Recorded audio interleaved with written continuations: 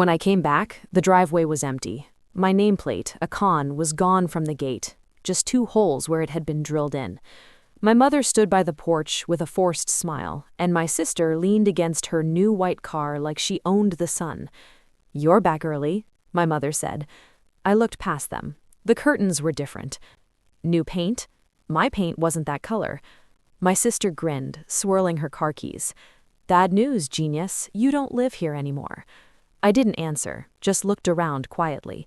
They laughed like it was a joke that had been waiting too long to be told. My mother smirked. "We sold the house, needed the money to pay your sister's debts. You were gone too long." I nodded slowly. "And you didn't think to ask me?" My sister scoffed. "Ask you? You're the one who always says family comes first. Guess we took your advice." They were waiting for a reaction, maybe shouting, maybe tears, but I smiled. Just a small, quiet smile.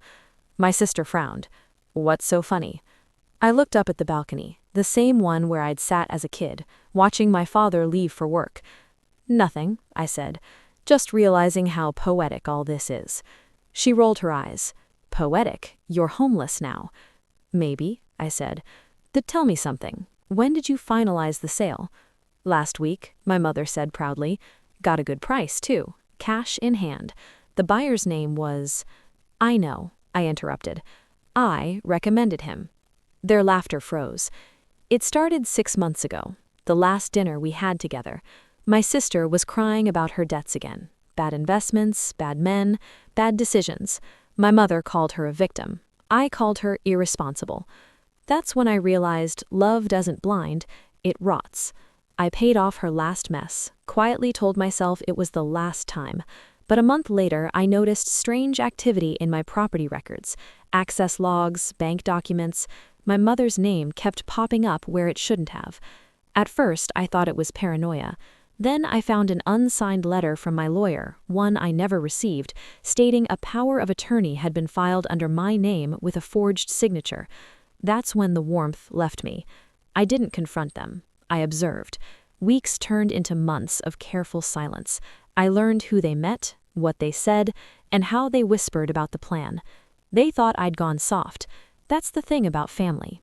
Once they think you'll always forgive them, they stop hiding their knives. I moved quietly, transferred the will property deed to my holding company, registered in another name. My mother's documents were fake, but I made them look real. The house on paper stayed mine. But the legal property she had access to, that was a decoy title.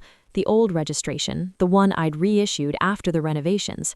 The new deed, the real one, was tied to another property altogether, one built on the adjoining plot I'd purchased a year ago under a silent development company. The same address extension, same street, same everything except the legal description. I made sure the forgery matched that. They thought they were selling my house. In truth, they sold an empty title, a piece of land the company already owned. When I left for vacation, it wasn't to rest, it was to wait. I let them complete the scam. I wanted the paper trail, proof of forged authorization, fraudulent sale, and tax evasion. When they mocked me today, I wasn't angry.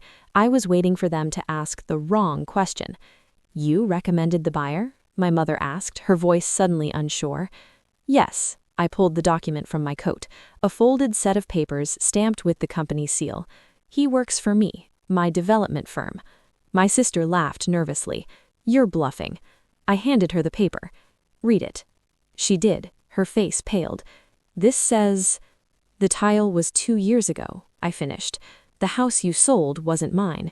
It wasn't anyone's. The sale you made fraudulent, the buyer a controlled entity, the money you received marked for investigation." My mother's lips trembled. "You wouldn't." "I didn't," I said coldly. "The law will." They stood there stunned. I stepped closer, my voice low. "You forged my name, stole my home, mocked me to my face, and you thought I'd come back to beg for mercy?" I took out my phone, pressed play. Their voices filled the air. A recording from a week ago. "He'll lose everything. Let him cry." My sister's eyes widened. "You recorded every word?" Silence fell. Only the wind moved between us. "I filed everything this morning. Forgery, fraud, and financial misconduct.